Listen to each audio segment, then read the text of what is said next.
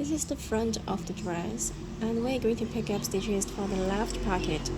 So we're going to pick up stitches from the bottom to the top along the front side, and then from the top to the bottom along the back side.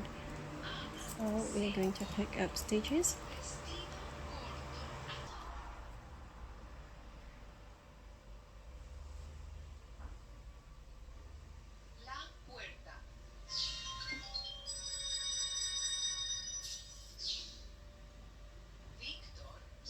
I'm picking up at a rate of about 2 stitches every 3 rows.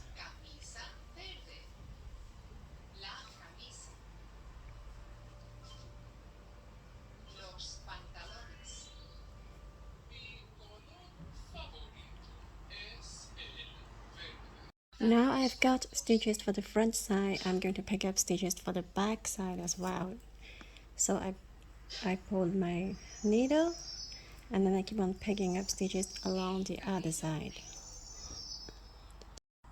Now I've got all my stitches and I can start working the round.